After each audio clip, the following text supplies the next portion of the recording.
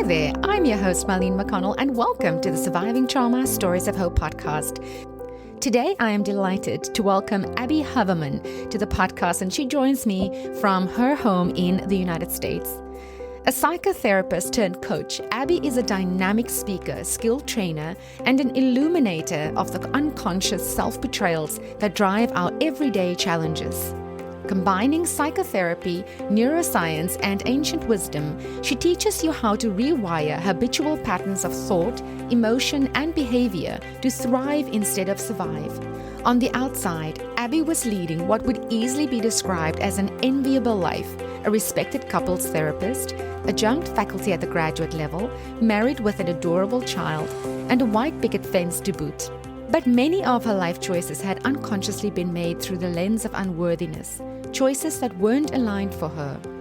The universe often does for us what we're unable to do for ourselves, and Abby's wake-up call was mortifying.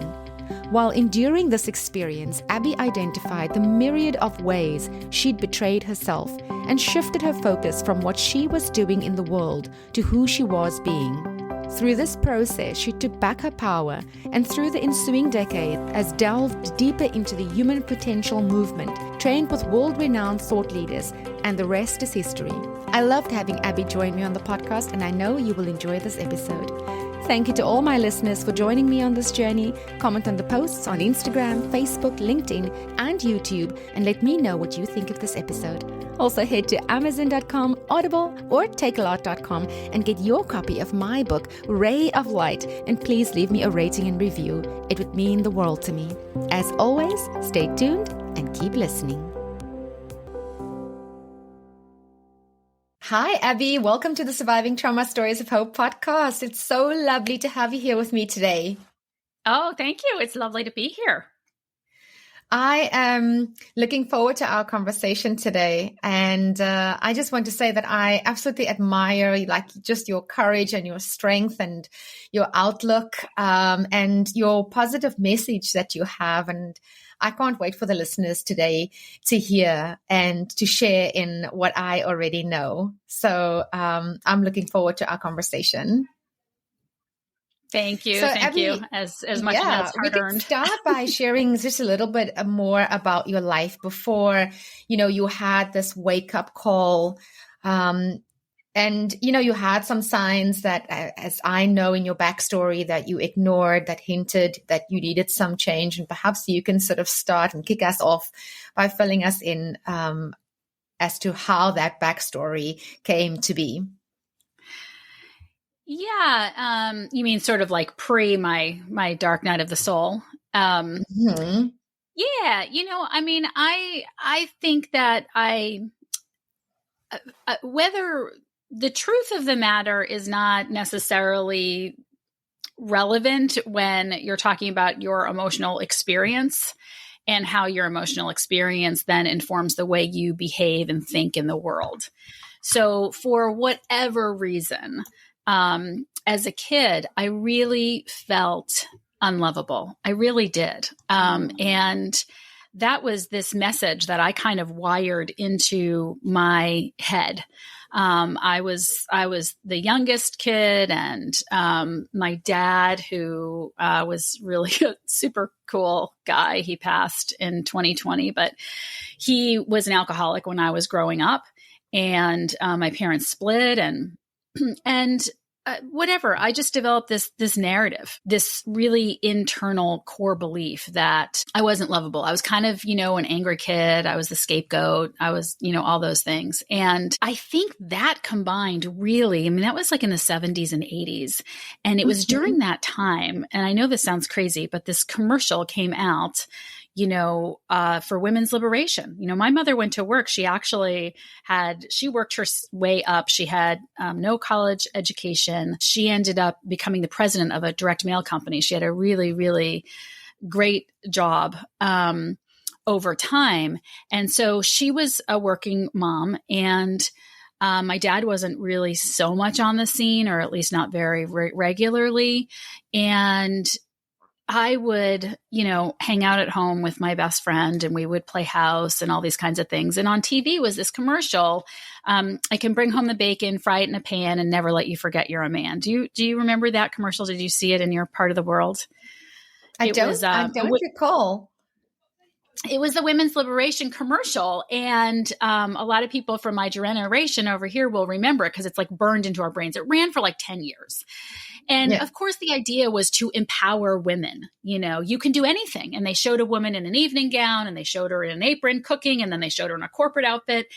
And it was great. But I think what we missed is that, of course, we can do all of those things, but we had really been conditioned over thousands and thousands of years to not have much self-worth, to have our worth be determined by how well we kept at home, how happy you were with me, all those things. And so we were unconsciously and automatically operating in this way of being that is my worth is attached to what other people think of me and what the world thinks of me. And so then we plunked all these women into the workforce. And now this is just another place for us to act out our conditioning. And so it was a very confusing message, because while the message was like, go out and do all the things, be completely needless, don't be dependent on anyone, because you can do everything on the one hand. And then on the other hand, I had this really unconscious belief that I was only worthy if I had a man. And I was only worthy if I got married, and my life would start when I got married. And so that resulted in me kind of pretending to be needless. I don't need anything. I'm one of the cool girls. I'll do, and only looking for guys to find out if they wanted me, and never really thinking about if I wanted them. Right. And so that's interesting. Really, yeah. And there was a lot of shame attached. Really, there was a lot of shame attached with the neediness I felt as a young child, because you weren't supposed to be needy. That like the women that we were shown they had it all together. They didn't need anybody. And yet I think we felt very needy. We felt very like, I'm only lovable if someone loves me. And so I think that really formed. Really deserving of that. Yeah. It really formed a lot of my thinking and subsequent behavior, and my unconscious belief that my life really would start only when I got married. And I mean, that is so true for many people, that they aspire and dream to, that wedding day and what that's going to look like. And the reality is that we need to be strong and have our own worth in order for us to actually be able to be with someone else and then be equal partners within a union. And I think for many of the listeners, probably, this would resonate with them, because when you find out and you understand what's happening, it's almost too late, because, you're already in that relationship. You're already married. And now you realize, that perhaps was not the best decision that I made. I feel that, some people, we never really realize it, because even if you're in a bad marriage, it's like, oh, well, the marriage is the problem, or he's the problem, or whatever. But we never really uncover that core unworthiness program that drove us to make the choices that we're making, and that caused us to make the choices that we're making today, because we are so accomplished. And so you say, like, if you had told me when I was a young psychotherapist that, I felt unworthy and that's what was going on, I would be like, you're crazy. I've got this great practice. I know I'm good at what I do. I look good. I look put together. I've got family and friends, and I like myself just fine. But the truth was, like, I did not love myself. I only liked myself as well as I did that day for whatever I had accomplished that day. If things were going bad, I felt bad about myself. If things were going good, I felt good about myself. And that is not, unconditional love is no love at all. Exactly.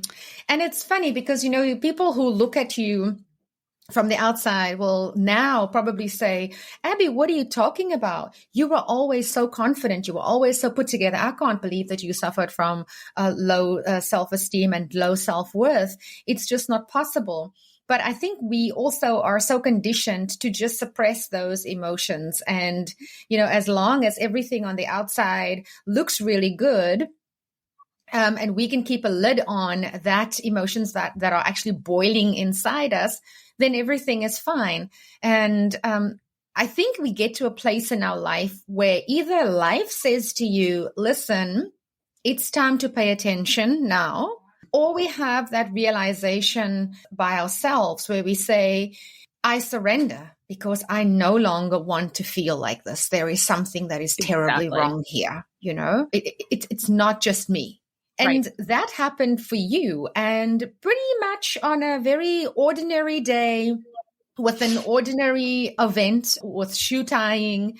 Do you want to sort of take us through that experience and what led up to you actually really entering this undoubted life-altering moment in your life that changed the trajectory of your experience and put you on the path you are now?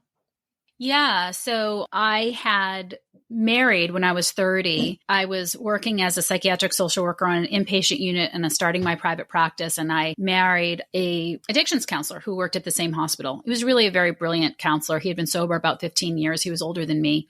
And during our marriage, he sustained a back injury and he relapsed on pain meds. And it led to a very predictable, because, when you're involved with addicts, when you grow up in alcoholic homes, when you have, addiction relationships, they're so predictable, and I did all the predictable behaviors. I was controlling and I was rageful. And then I was ashamed at how I got rageful. And I didn't know, should I be more empathic to his pain or did I have a right to be so upset with how things are going? And I just did that dance back and forth. And finally, after however long, it was clear to me that nothing was going to change. And as much as I did not want to get divorced because I felt that a couples therapist shouldn't be getting divorced, even though that's ridiculous too. But those are the, things that I thought at the time. Those are the what ifs and the fears, huh? Yeah, it's ridiculous. And they are so real. And, you can't help but think, what will people think?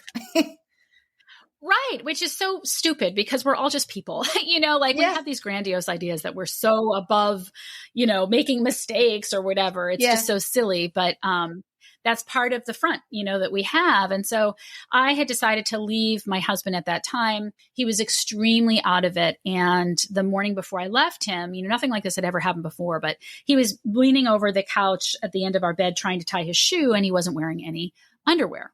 Any pants. He was in his underwear. And I was like, he is so out of it. And I knelt down and I said, you're not making any sense. And he took my face and he shoved me back to the ground, which he'd really never done before. And I instinctively sat up and I slapped him. And 5 minutes later, there were 3 cops at my door because he had called the police.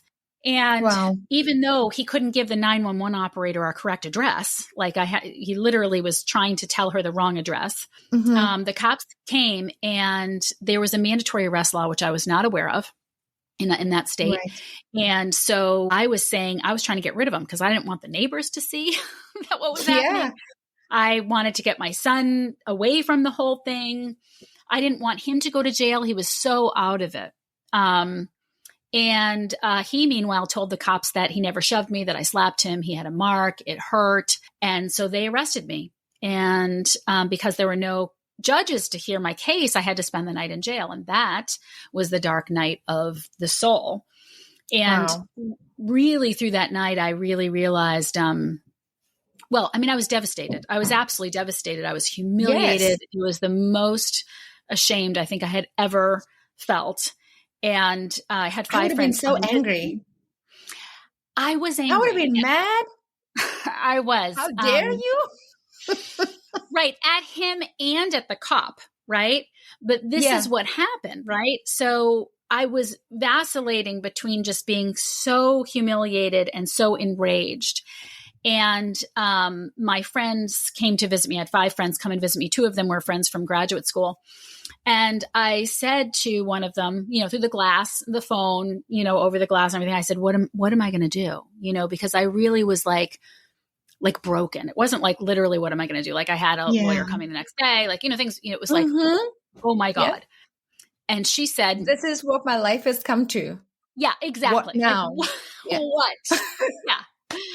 There's a caseload of clients that I'm supposed to see tomorrow, and their treatment is predicated on the fact that I have my shit together and I'm in jail. Exactly. Yeah. And she said to me something I'll really never forget. She said, Abby, this does not define you, not as a woman, not as a mother, and not as a therapist. Wise she said, words. She said, you're going to go lay down and you're going to pray for your next right step. And it really clicked to me, because the whole reason I ever became a therapist was to create a space for people where they could show up as they were and just watch the shame melt off as we're just allowed to be who we are, And I laid down and I started feeling all the rage. Like, I can't believe he did this. And I can't believe this cop was so stupid. It was a female cop.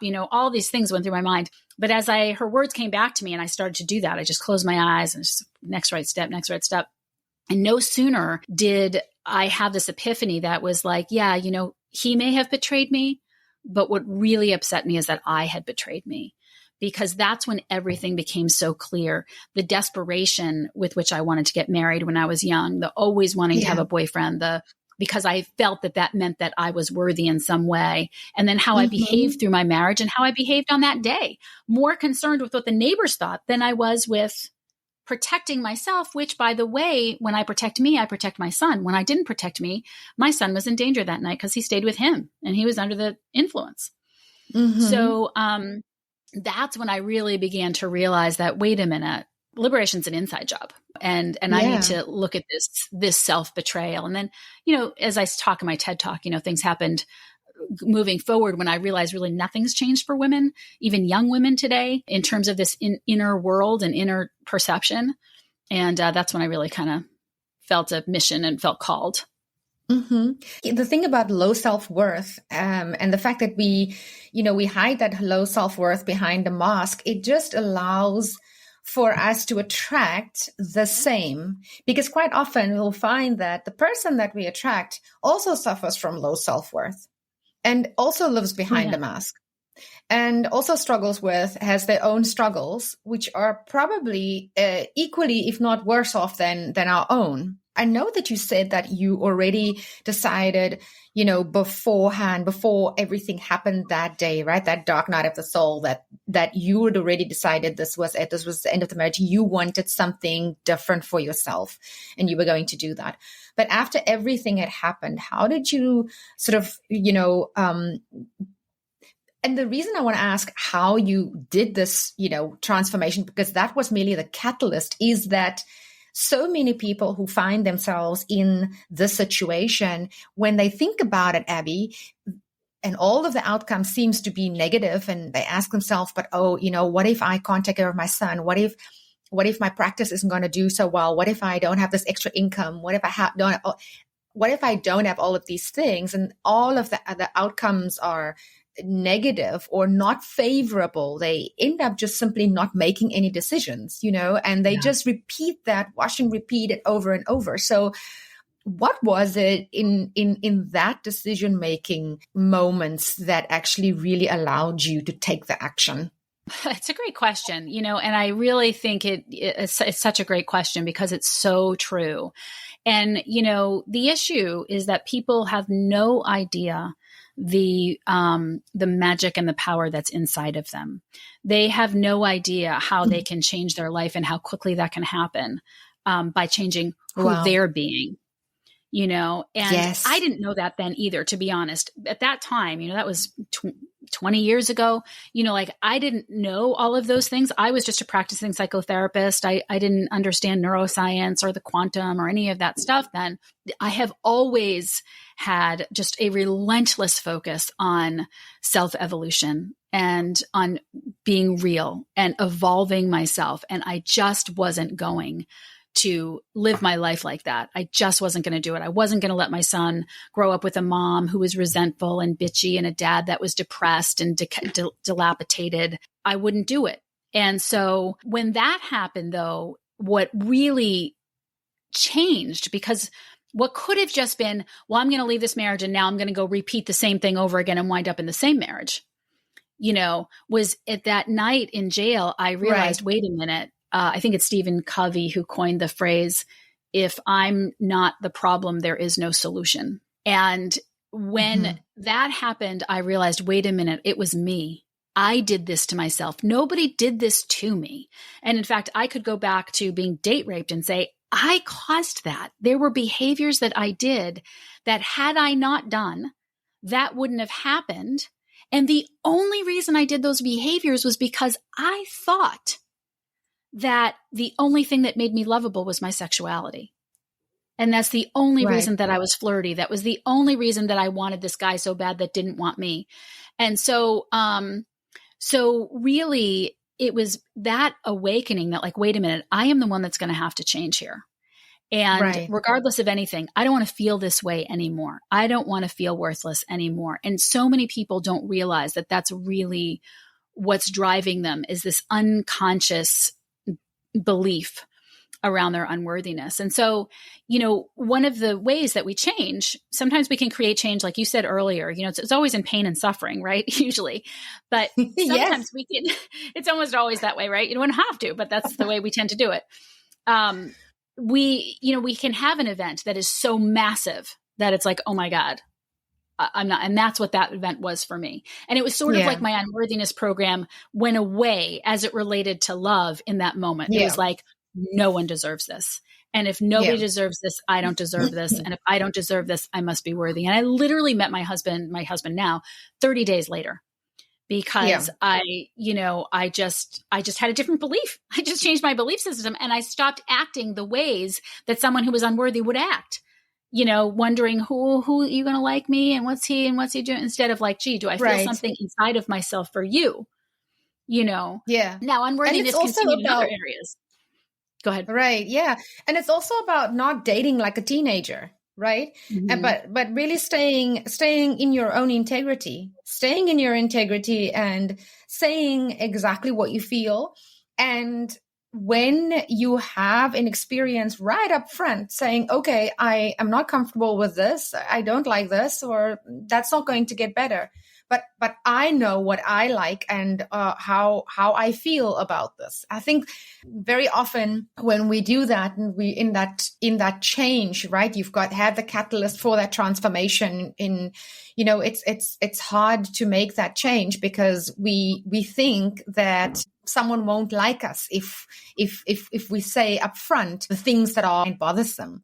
But it's actually the healthiest thing that you can do, because you have the opportunity to then decide right up front, this is something that can work going forward, or this is something that, I'm not willing to change going forward. Well, and I think too, the idea when you can begin to look at your relationships as an opportunity for your own self-actualization, for your own self-growth. So when you're in, regardless of whether it's a healthy relationship or not, but even a healthy relationship, right? Like, I think we get so confused in our society about, and I have a whole talk about how to stop setting boundaries, because I really feel like setting boundaries is a problem, like the way that we understand boundaries. Like I look at it the total opposite way. But one of the problems that we have is sort of like, well, I don't like that behavior, so you have to stop doing that. Or then I'm just screwed. I've got to just accept that behavior, or I'm out of here. Like those are our two things. So one is we're sort of victimized by it, and the other is we're out. And it's so ridiculous, because we have this fantasy that because I tell you that I don't like it when you leave the cabinets open, that you then have a responsibility to me to not do that. And that's actually really not true. You get to do life the way that you do life. And I can express what I want and what I need to you. And you may or may not do it. You may even want to do it, but because you're in your own automatic program, you forget to do it. It's not a personal assault. It's just that that's how you are, and for some people, it's just, that divide. I'm out of here. I'm out of here, right? They think that's their only choice. I have to suck it up and be okay, or I have to be out of there.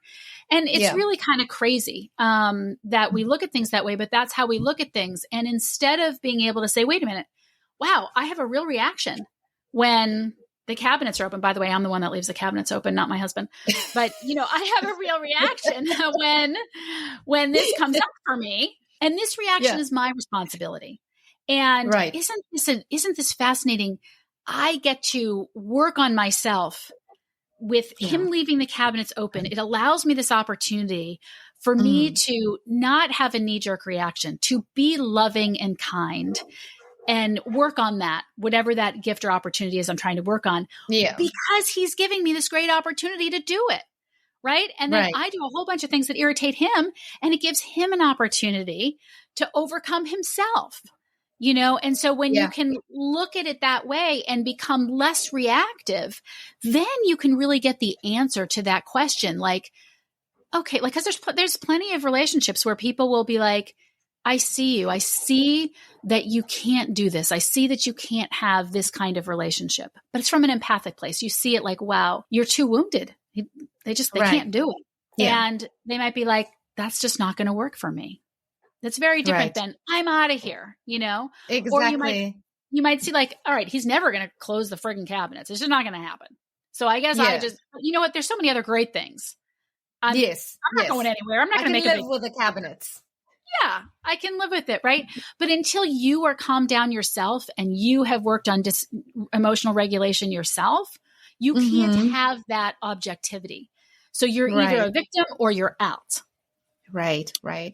And I always believe that life, it doesn't matter whether it's a colleague or romantic relationship, life, when it brings you someone, there is always an opportunity to grow in that in that space, and there is always an opportunity for someone to learn from the other. And sometimes it's also okay. Some people don't take the opportunity. Some people say, no, I like the way I am. I want to stay the way I am, and this doesn't work for me, and that's it. And this is what I like. And I guess in some ways that's okay too.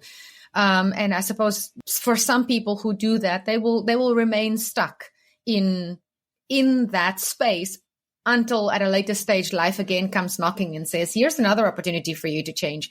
And it might not be as kind as the first time, Exactly. And that's why, like, I am not for everybody. Like, there's lots of people that they're just not ready to do this level of work. And there's no judgment there. Like, if you had caught me 20 years ago, I wouldn't have been able to do it either. And every soul here that comes down here is not here for the same reason. So, we have an opportunity to overcome our things in this lifetime. Sometimes we don't. Sometimes we have to go through another lifetime to get it done. But no, you're absolutely right. Then there's a lot of people who will say that. And unfortunately, it is often grounded in this belief that there's a right and there's a wrong, and sort of a really internally rigid, just self-abuse, really. I mean, those people tend to be extremely hard on themselves. So, they need our compassion. And they chase perfectionism. Yeah. This ideal. This perfect relationship where everything is absolutely perfect and everything is very strictly controlled. Yeah. And that when we are in judgment of someone else, and we all always are, like, right? Like, a great tool is like, if I'm judging someone else, all that means, or I'm being judged harshly by someone else, it means that person judges themselves very harshly. Right. So if I'm judging a behavior in someone else, it's a behavior that I have disowned in myself because I am in such harsh judgment of it. So I used to really like women that were like needy. I was like, ugh, I couldn't stand that. Right. Well, because I was so unconsciously needy. And I hated that part of myself. I was ashamed of that part of myself, right? Right. So there's a lot of women, today who will say things like, I don't need anybody. I can do everything myself. And then in the next breath, they say, I want a man who will just take care of me, who will. And I'm like, well, how are you going to get that when you don't need anything? Yeah. Like, they just don't realize the contradiction. Yes. That they're completely in conflict. Yeah. Wow, Abby, there's just so many things that we've touched on here that resonates with me and that I've seen in so many relationships and friends and family. And I mean, this is absolute gold for the listeners. Thank you so much. So I wanted to move on and just sort of discuss, you work within the field of psychology and you also work with neuroscience. So how did the two sort of help you in this journey of self-discovery and transformation? And how did that sort of evolve into the practice that you have now? Yeah. So I started as a psychotherapist. I let my practice, my license go in 2008 or something like that, because when I left my marriage a couple of years later, I met my husband right away. But then about a year after that, or not even, I went in, started working with him in his financial service business, because at that point I was just like, I don't care what I do. I want to be able to like be with my family and be free and, all these things. And so I worked in financial services for quite a while. And at one point I said, I want to talk to people, but not about money. Like, this is not what I want to be doing. And it took a few years for me to realize that there was something missing for me. I knew there was something missing, but I would join a chorus and I would I started to write and I did all these things because I thought maybe I needed a hobby, but really it was that I was totally misaligned. And so that's when I didn't have my license anymore as a psychotherapist. And frankly, I didn't want to be a psychotherapist anymore, because I had begun to learn about neuroscience. I had begun to learn why, like, the things that I had always suspected as a therapist were completely confirmed for me. And in terms of the way that we change. And I think one of the things that I have always done and that has always been important to me is I want to hold a really safe, compassionate space for whatever to show up. But I also really hold people accountable to being their best self. So we talk out of our ego all the time, right? There's our ego. I mean, to just completely make this really simple, there's our ego and there is our essence. And I'm going to talk to your essence. Your ego may tell me a lot of things. It might tell me that you're a victim. It might tell me, that you can't. It might tell me, all of these things. And I want to hold enough space to calm that part of you down. But I really want to engage with the part of you that is pure magic, that can create anything you want, that the essence part of you that is pure love, that is, whatever you were when you first popped into this world, right? That is empowered. Yeah. What neuroscience really taught me, is really understanding that, look, at the way that you think and the way that you feel determines the way that you act, and the way that you act determines the experience you're going to have. And the experience you have determines how you're going to feel again. And then those feelings are going to feed more of the same thoughts and more of the same actions. And you'll get in a thinking and feeling feedback loop. And this is the danger, of people that are in purely talk therapy with therapists that don't understand neuroscience, is that we're actually grooving in the neural networks of the trauma of the thing. And we are facilitating victimhood, and nobody wants to be a victim. Nobody wants. And so, that when you learn, and when I learned, like, oh my God, this makes so much sense. Of course I went to jail. Of course I thought that I was only worthy if I had a man. And so I felt, bad when I was single, just to be a really simple example. And then I acted insecure, and I had an experience of no one wanting me. And then I would have more emotions of feeling insecure and unworthy. And I would feed more of the same thoughts. When I was a little girl, my girlfriend and I used to sing this song, nobody likes me, everybody hates me, might as well eat worms. And we would just kind of joke about it. Like, literally, that's what we would sing. It was, I don't even know, it was probably on a commercial or something. And this basically described kind of my unconscious process in life. Right. And so, for sure. Eating worms. So so it was probably some cartoon, but it made perfect sense to me. It's like, well, where else was I going to go? Of course I was going to go to jail. I was already in jail. So now I was in my jail in my mind. There was nowhere else to go. Your mind. Yeah. So if I had been more empowered, and when I began to realize, wait a minute, I've got to change this thought. And to change this thought, I've got to change a core belief that's so deep down in myself, I didn't even know it was there. Right. And that's kind of how that all came together that, really informed my practice now. Yeah. Wow. I always find it so fascinating when it comes to psychology and human behavior and how we change behavior. Of course, we talk about the different states of consciousness, the conscious mind, the subconscious mind, but everything starts with that core belief that we have. And it's always so fascinating for me because it takes us forever to find out that that's the core belief. And if someone actually points it out to you, you're like, oh my goodness. Yes, now I see it, it's so hard. thin for us to see ourselves. But it doesn't have to be, because the easiest way to find out is just look at your life. Does your life reflect what you want? If you don't have what you want in your life, it is because your life is reflecting a belief that you have. So if you don't have love, you probably feel unworthy. If you're never getting promoted at work, it's because you have a belief that you don't deserve it, or you aren't as good, or whatever it is. Like, whatever your life is showing you. That's it right. Is reflective and of you the know what's inside also you. I'm sorry to cut off.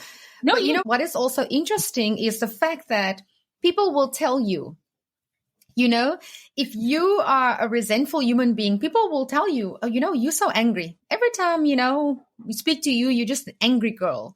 Or, and so if you pay attention to what the people in your life say, they are actually the ones that's the mirror. Like, yeah. So. Yeah. And it's funny because those people that are saying that to you probably are people pleasers, and they disown the part of themselves that is angry. And that's why they can see it in you. But that's why it's so important to be able to say, look, it's not that you don't deserve to feel that way. It's not, like this thing happened and sure, you deserve to have your feelings. The question is, do you want them? Is that how you have this bad thing happen. You deserve to feel bad about it. Do you want to? Do you want it? Cause that was yesterday. And it's not as easy.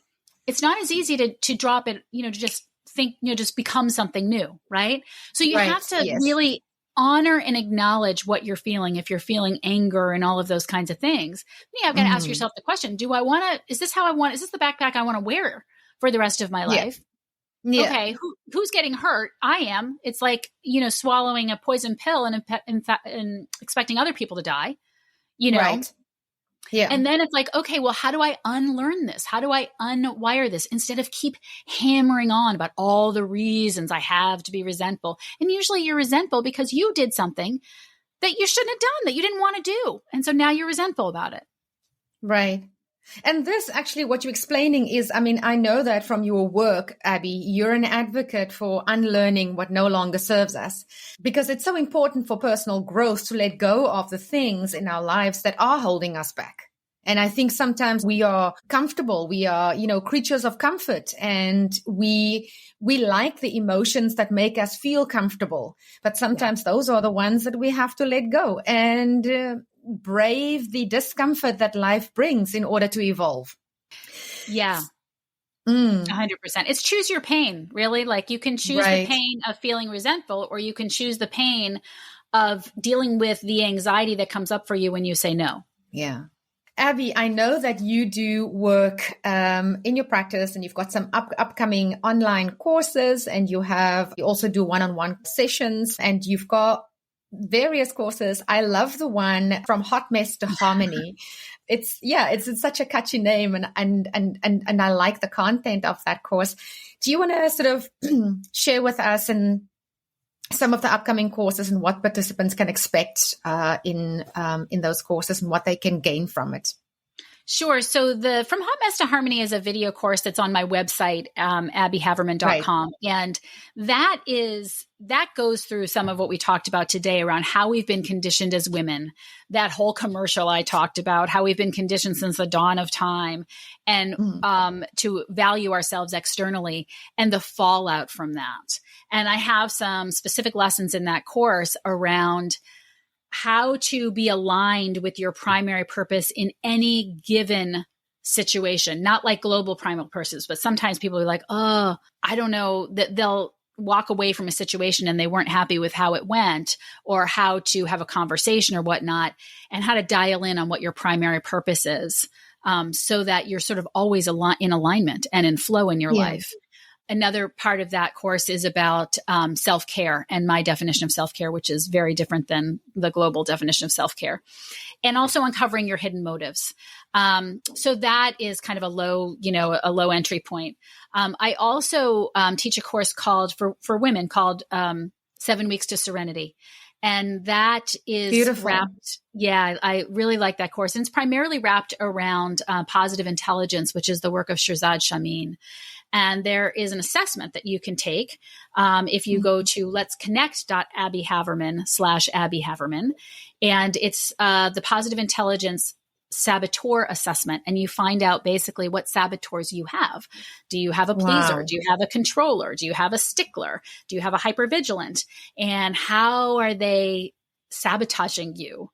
And then that course is his 6-week course that I am privileged enough to facilitate, and do weekly live meetings. And then there's videos of his that you watch each week. So those are 2 big ones. And then I do this type of work in companies as well with heart math and also positive intelligence. And then, of course, I have one-on-one programs as well.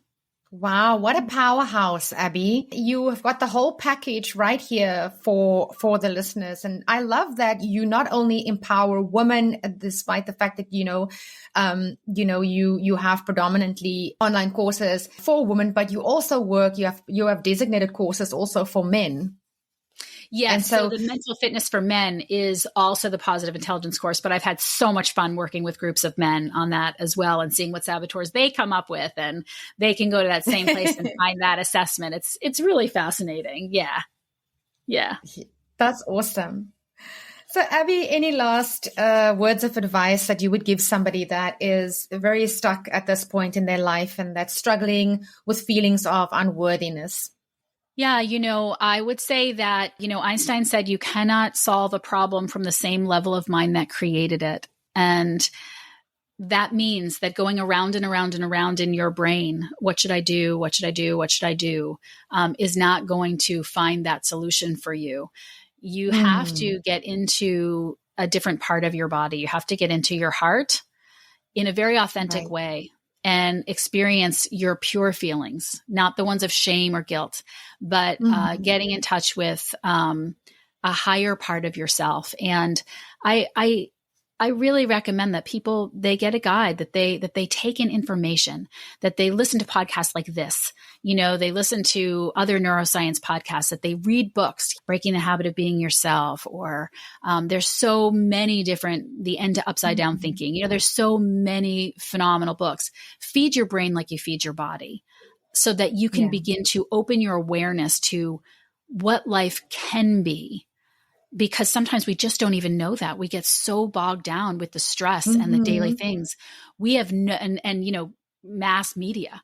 We have no idea. Right. And it all starts with learning something new, and then something triggers in your brain like, oh, wait a minute, maybe there's another possibility. And then things go from there. So I would just really encourage people to continue to educate themselves, find a guide if they want to, but at the very least, read and listen to things that are uplifting, that are teaching them something new so that they can begin to look at what's happening in their lives as gifts and opportunities instead of life sentences. Mm-hmm. Those are powerful words. And I love that, surround yourself with the information and the knowledge that really is energizing you rather than that sucks the energy from you. Wise words. Thank you, Abby, for sharing such a powerful journey with us today on the podcast. And your insights have really just been invaluable as you've just articulated it with us today. And you have such a beautiful nature. You have such a beautiful way of finding humor in your story to make it relatable. And I love that about you. And your story, again, it's just, such a testament of just the strength of what we go through as humans, but we have the strength to come out on the other side. And we have that potential to really transform in our lives, and even if sometimes we hit that low point in life, it is the catalyst. And we see it from your story that even, lying on that cell block or having to speak through the glass on the phone, it acted as a catalyst for such positive change in your life. And I really want to encourage the listeners to look at their own lives and, take a leaf from Abby's book and say, that even if I feel down and this feels like it's a low point, it is an opportunity for positive change. To the listeners, if you are inspired by Abby's story, be sure to check her out. She's got some coaching services as well as some resources on her website, which I will link for you in the show notes below. And remember that the path to self-awareness and, of course, empowerment, it always starts with recognizing our worth. So join us next time as we continue our journey and explore growth and resilience on the path of healing. Until then, stay curious and keep growing. Abby, thank you so much for joining us and have a wonderful rest of your day. Thank you, Marlene, and thank you for this incredible gift that you offer everybody with your podcast. Thank you. I am honored to stand in service of humanity every day. Thanks, Abby. Take care. Bye. That wraps up this podcast episode. Thank you for listening. If you enjoy my podcast, please take a minute to give me a rating and review in Apple Podcasts. Please subscribe in your favorite podcast directory so you don't miss an episode. Please consider following My Centered Life on Facebook and Instagram for daily inspiration. Thank you so much for spending this time with me. You can catch me again in the next episode. Same time, same place. Sending you lots of love and light. Bye.